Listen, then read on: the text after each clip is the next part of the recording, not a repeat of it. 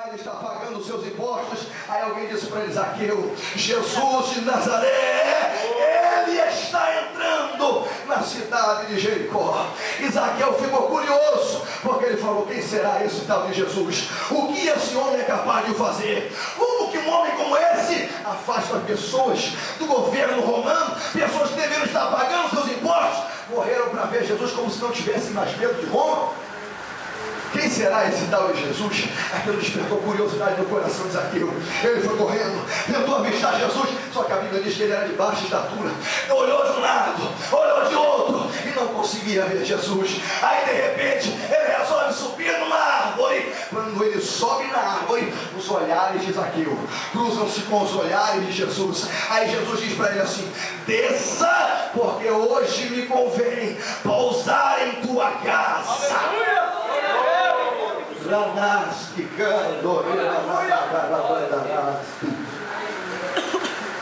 Você vai entender agora por que Jesus mandou descer.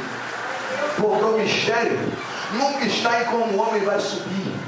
A grande verdade da vida sempre está em como ele vai descer. Nunca está em como ele vai subir. Ele pode subir exaltado, ele pode subir soberbo, ele pode subir ladrão, ele pode subir trapaceiro, mentiroso. Mas quando descer, vai ter que descer diferente. Vai ter que descer.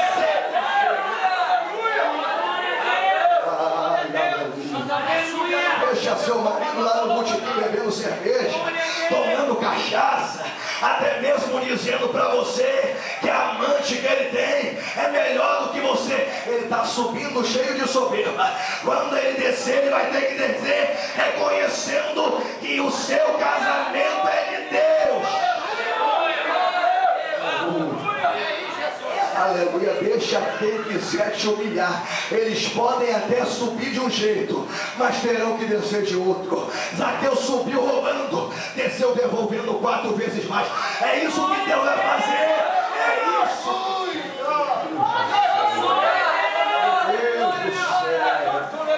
Jesus, tu estás aqui em nosso meio.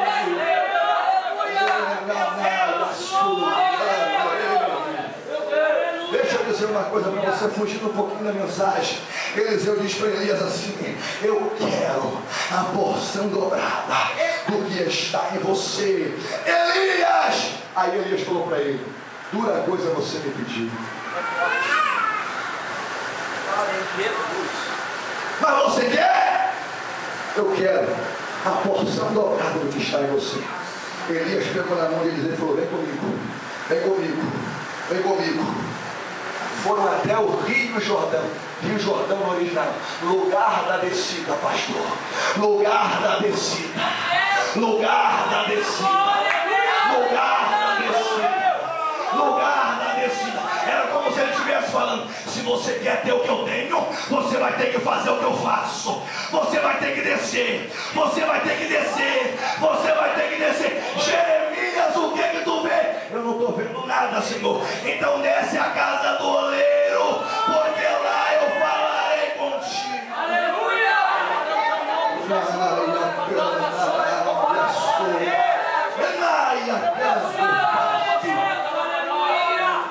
Glória a Jesus.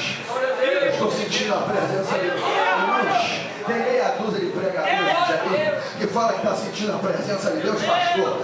Mas não está sentindo nada. É jargão de pregador. Só o pastor presidente convidar ele para pregar de novo. Mas eu não estou preso a nada hoje. Eu estou sentindo Jesus aqui. Meia dúzia por aí, irmãos. Eu posso falar a verdade, amém ou amém? Meia dúzia por aí de pastores que sabem, pastor Neto.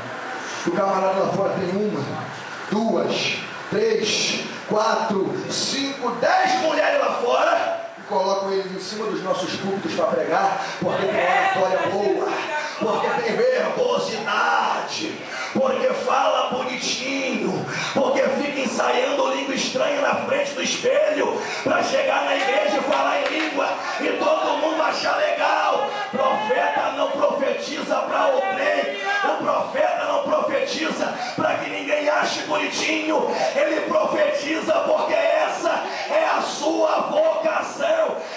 essa é a sua vocação. Ah, Jesus. Mas esses amigos de Sodoma, parentes próximos de Gomorra, vão cair por terra. Vão ter que descer querendo eles ou não. Vão ter que descer querendo eles ou não. Sabe por quê? Deus ainda tem 7.000 opções que não calejaram o joelhinho diante de Baal. 7.000 opções fiéis. Se eles continuarem na corrupção, olha para o teu lado aí uma opção de Deus. Olha aí para o teu lado aí. Olha para o outro lado, tem outra opção de Deus. Tem outra opção de Deus atrás de você. Tem mais uma opção de Deus na tua frente. Aleluia! Glória a Deus! Aleluia! Na lei da gravidade, tudo que sobe tem que descer. Renasce. Nasce e candorou, beladara, cantará. Tudo que sobe tem que descer. Ah, irmãos, eu sou de uma época, me desculpa falar a verdade, em que não precisávamos de cantores da mídia para encher a igreja. Não precisávamos de cantores da mídia para encher vigília. Sabe por quê? Porque as pessoas iam para a igreja sabendo que Jesus estava lá. E era isso que bastava para ela. Meu Deus. Era isso que bastava, elas queriam ir porque Jesus estava lá. Porque sabiam que onde Jesus estava havia batismo com o Espírito Santo. Que onde Jesus estava os enfermos eram curados. Que onde Jesus estava o endemoniado era liberto. Elas sabiam disso. Parece que hoje a apostasia, ela se concentrou em nosso meio de tal forma. E sabe o que a igreja virou? Posso falar a verdade? É meu nome. Posso, pastor? Posso falar, meu nome?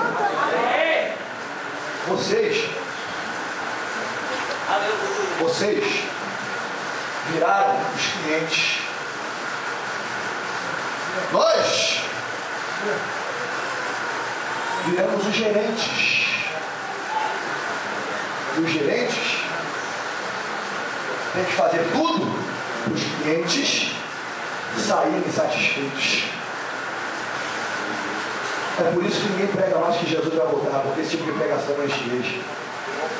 É por isso que culto de doutrina tem 8, 10, 12, porque culto de doutrina não enche igreja.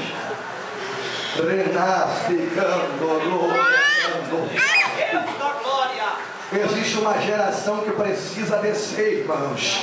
Existe uma geração que precisa descer como Zaqueu desceu. E Zaqueu, quando Zaqueu desceu, sabe o que ele fez? Ele falou: Senhor, se em alguma coisa eu tenho defraudado o seu povo, eu vou devolver não uma vez mais, eu vou devolver 4 vezes mais. Porque Jesus, quando faz milagre, ele faz completo. Aleluia! Glória a Deus! Aleluia! Jesus, quando faz milagre, ele faz completo. Não se preocupe, sua vida está nas mãos de Deus. Seu filho está nas drogas, está orando por ele. Ele vai descer 4 vezes melhor. Seu marido está no alcoolismo, ele vai descer 4 vezes melhor. Aleluia! Glória a Deus! Aleluia! É isso que Deus tem para você hoje. Glória a Deus! O seguinte, para eu poder ganhar tempo e terminar. Zaqueu foi liberto. Jesus se retira de Jericó. Já reparou que quando você faz algo de bom para a pessoa, passa um mês e ela se esqueceu que você fez aquilo de bom para ela. Ela pode ter comido na tua casa. Ela pode ter deitado a cabecinha dela no seu travesseiro. Se deixar, desculpa ser sincero, se deixar naquela rodinha de fofoca que o teu nome está rolando, um dos primeiros a estar falando de você é ele. Glória a Deus! Aleluia! E sabe o que é pior? As pessoas esquecem rápido as coisas boas que outras pessoas fazem a elas. Agora, vai você vacilar com alguém, vai você fazer algo de ruim em alguém, se deixar, passa 20 anos e a pessoa fala: mas eu me lembro que 20 anos atrás você fez aquilo comigo. Jesus saiu de Jericó e o pessoal esqueceu do milagre que ele fez na vida de Zaqueu. Sabe o que eles focaram? Você viu aonde ele entrou? Você viu na casa de quem ele foi?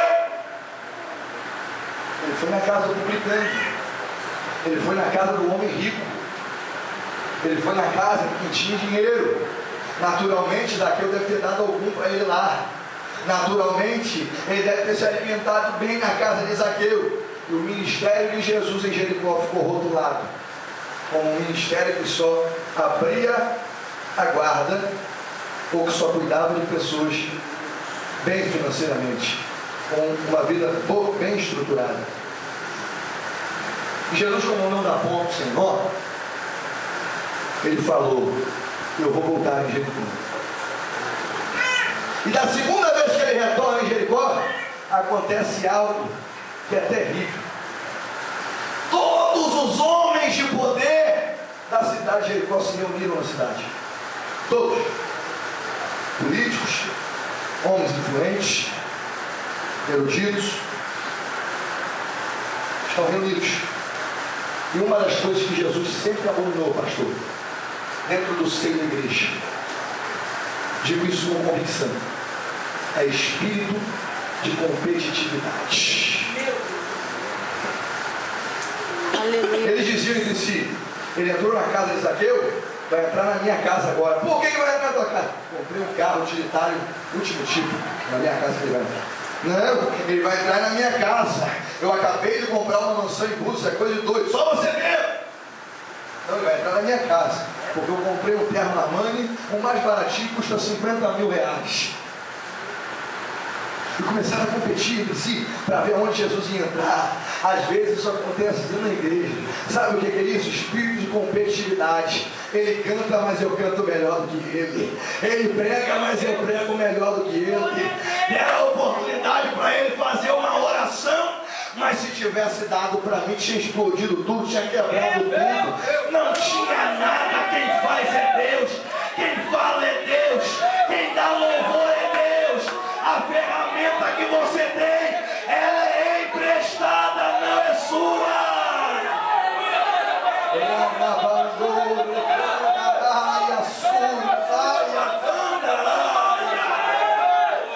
A ferramenta é emprestada. Se cair na água, você não tem mais ferramenta para trabalhar. Jesus. Ela canta, não canta nada. Ele prega, não prega nada. Se do alto não vier, se do alto não vier, levita, não tem melodia. Se do alto não vier pregador, não tem pregação. É tudo dele, por ele, pra ele, pra sempre. Amém. É tudo dele, por ele, pra ele, pra sempre, pra sempre, pra sempre, pra sempre. Levanta a mão da glória, Deus. Eu quero ouvir barulho de glória, barulho de glória, barulho de glória.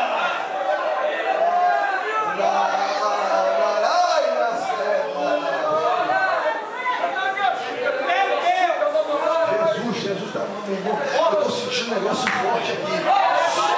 Eu estou sentindo uma presença boa. Eu estou sentindo que Jesus está à vontade em nosso meio. Quem sabe hoje você vai se lembrar que o milagre já está lá te esperando. Já está lá te esperando. Me ajuda a pregar, olha para cá. Vira para o irmão lá de fora para ele. Está preparado?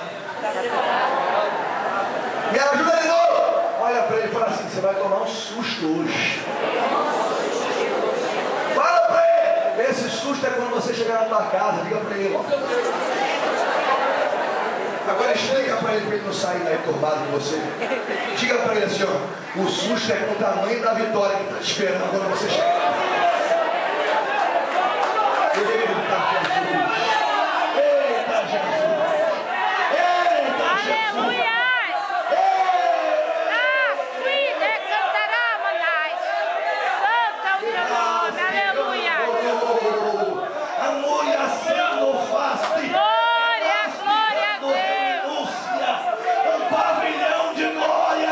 Está preparado para esse lugar. Levante a mão.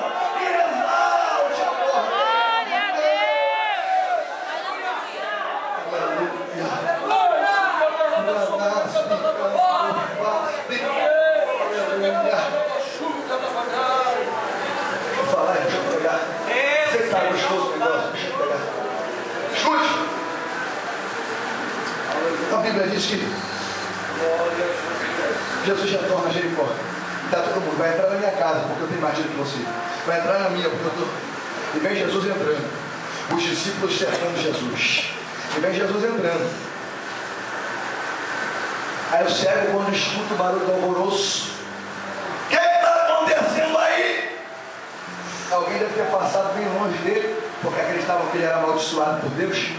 Aí disseram para ele assim: é Jesus, o Nazareno, aquele que curou o leproso, aquele que segurou na mão do filho da viúva de Naim, aquele que ressuscitou a filha única de quase 12 anos de Lázaro, aquele mesmo que uma mulher tocou na orla de suas vestes e automaticamente ficou curada.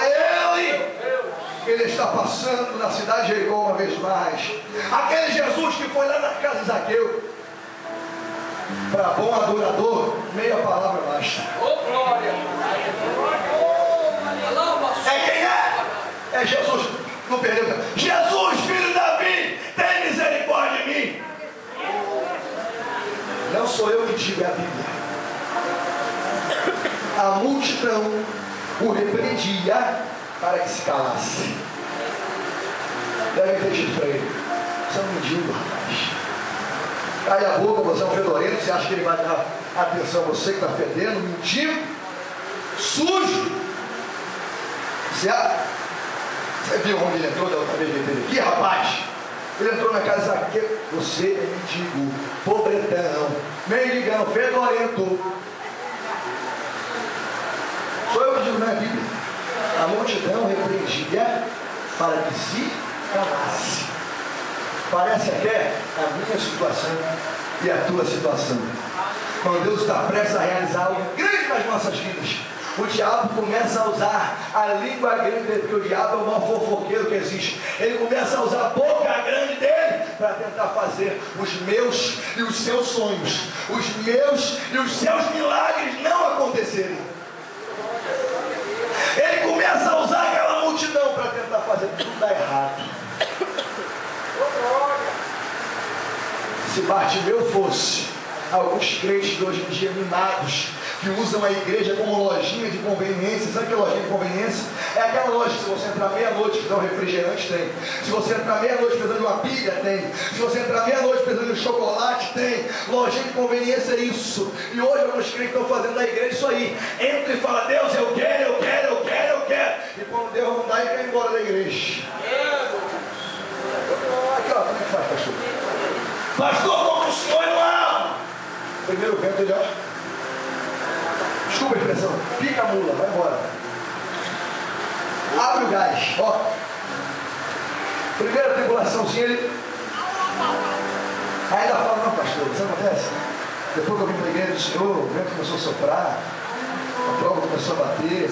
Eu vou para outra igreja ali perto ali, que lá as coisas é mais fácil, tudo se pode, nada se proíbe. Então eu vou para ele: não, pastor, fica tranquilo, eu amo o Senhor, tá, mas eu estou indo embora. Mas antigamente bateu aqui no ombro do pastor e falou: pode contar comigo, eu sou um voluntário para a obra, eu quero trabalhar. Mas quando a prova veio, ele foi o primeiro a ir embora. Esses são os que dão ouvido da multidão.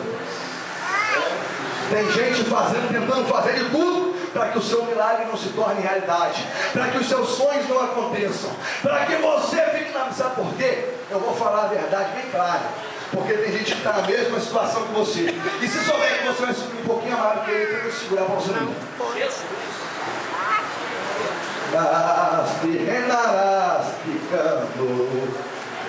Se ele souber que você vai melhorar um pouquinho de vida, ele tenta te abraçar para você não ir. Ele tenta começar a falar palavras que vão te impedir de chegar a algum lugar. Para que você vai continuar casado com esse homem? Para que tu vai continuar casado com essa mulher? Para que você vai dar? Você está nova, está bonita ainda. Vai embora, larga ele. É a voz da multidão tentando destruir a tua família. É a voz da multidão tentando impedir o teu milagre. É a voz da multidão tentando impedir que você seja feliz. Que Deus mude o seu referencial. Meu Deus. Deixa eu falar uma coisa aqui, 2 minutos. Estou encerrando já. Eu morava aqui, Maranguaia. Mais à frente. Perto da fábrica de pedra, não é isso? Família de minha esposa, toda reside ali. Esposa tá aqui. Quase todo mundo lá dizia para ela: larga ele, ele não vale nada, ele é uma porcaria, você não vai chegar a lugar nenhum com ele, ele não é capaz de te fazer feliz, ele nunca vai vencer na vida, ele sempre vai ser isso aí. Eu estava desempregado, eu e meus filhos não tínhamos cama para dormir, dormíamos no chão.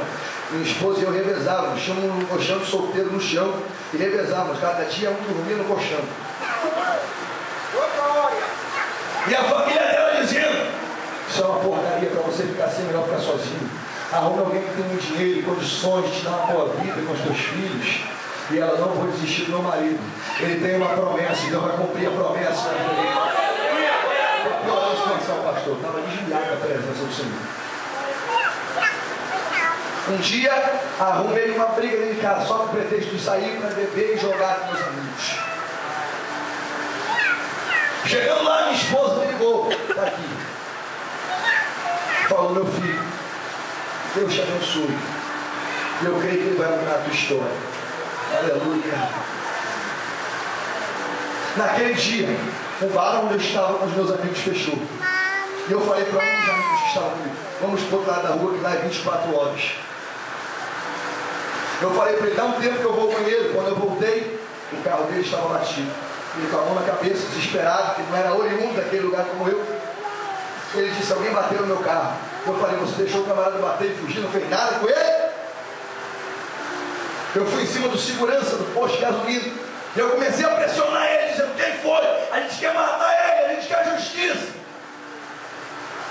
Apertei o segurança daqui, apertei de lá, e ele me disse: nós prosseguimos atrás do camarada. Chegamos em Marília, pegamos um casal de amigos que estavam com eles, ameaçamos, dissemos: eu nunca fui bom para enxergar de longe, tenho uma certa limitação para enxergar de longe, mas o meu amigo viu quando o carro daquele rapaz passou. Eu entrei no carro com ele e eu disse para ele a seguinte palavra: avança com esse carro, mate ele, nos mate, mas eles vão ter que pagar pelo prejuízo que nos deram. O carro em alta velocidade, 3h30 da madrugada, quando íamos bater no carro das pessoas que bateram no nosso carro, o carro em que estávamos dirigindo, pum, morreu. Como um carro zero morre em alta velocidade. Aquele rapaz começou a dar soco no volante, soco no volante, soco no volante. Eu era afastado da presença do Senhor. Eu segurei o braço dele. Ele falou que queria ter matado eles, eu acabava com o carro, mas eu queria ter, ele estava endemoniado. Eu segurei no braço dele e falei: quem travou esse carro foi Deus. Eu tenho certeza que a essa hora a minha esposa está de joelho dobrado, orando pela minha vida. E Deus me deu um grande livramento.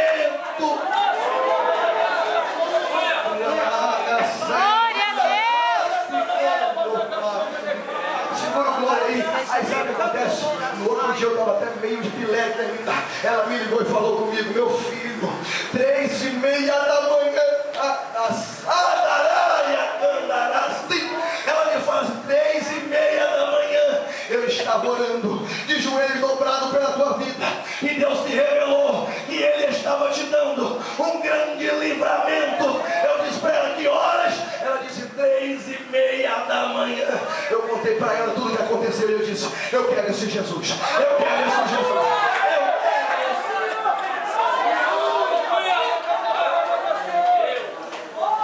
E as pessoas da família dela que diziam que você era uma porcaria, liga lá para casa para pedir oração hoje em dia, porque tem um milagre de Deus chegando na minha vida. Aleluia. Termino agora. Jesus correndo na segunda vez, a competição formada. O cego gritou e a multidão mandou ele se calar. Ele não era como alguns crentes, não. Sabe o que ele fez diante das circunstâncias difíceis? Ele clamou ainda mais, ele orou um pouco mais, ele pediu um pouco mais, Ele pediu com um pouco mais de fé. E ele falou: Jesus, filho de Davi, tem misericórdia. E Jesus ouviu. Aí no meio do monte de gente que estava competindo, ele disse assim: chame o cego que eu quero falar com ele. Chame o cego porque eu quero falar com ele. Eu imagino que alguém deve ter dito assim: tá vendo aí? Você for ganhando, quando você chegar lá, ele vai acabar com você. Ele vai acabar com sua raça, vai te colocar no teu lugar, você é mendigo. Eu disse para você não ficar gritando. Mas toda vez que o diabo se levanta de um lado, graças ao nosso bom Deus, que o Espírito Santo se levanta do outro. Alguém colocou a mão no ombro do cego e falou: tem bom ânimo, ele te chama. Tenha bom ânimo, ele te chama. Tenha bom ânimo, ele te chama. Tenha bom ânimo, ele te chama. Eu quero ser a voz do Espírito Santo hoje, dizendo para você: tenha bom ânimo. O Mestre quer falar com você.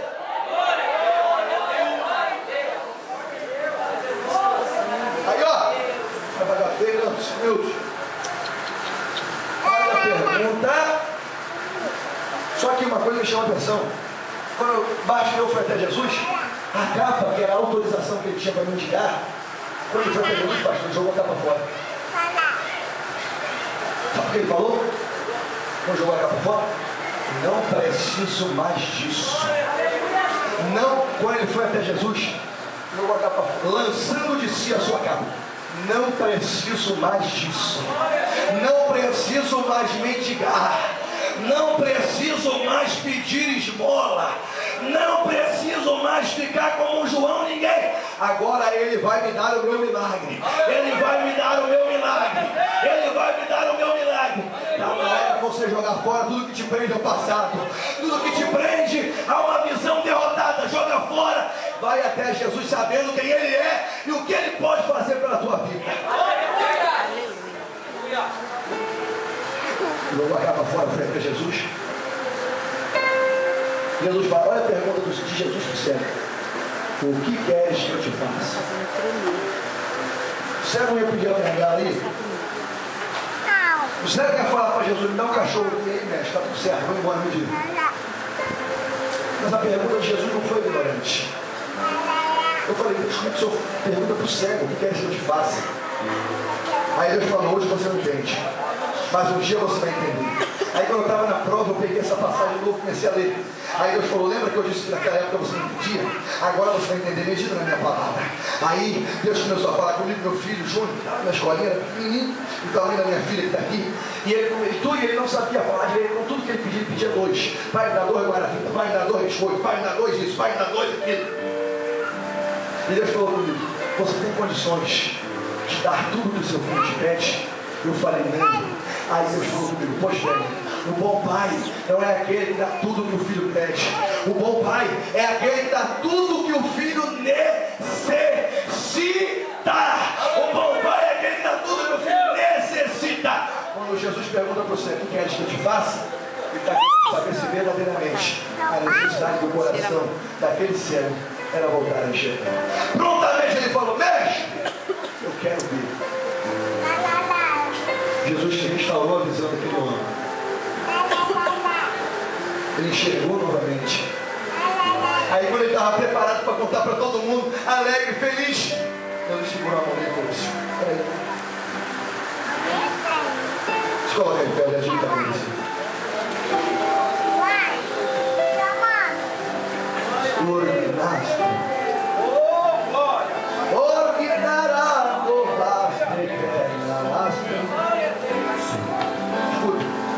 Termina agora, porque eu quero ser contado de novo.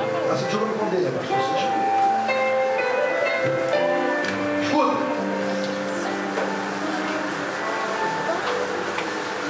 Jesus falou para ele assim: você, Bartimeu, vai voltar lá para a porta da cidade. A Bíblia diz que ele seguia Jesus pelo caminho, último versículo. Mas Jesus segurou.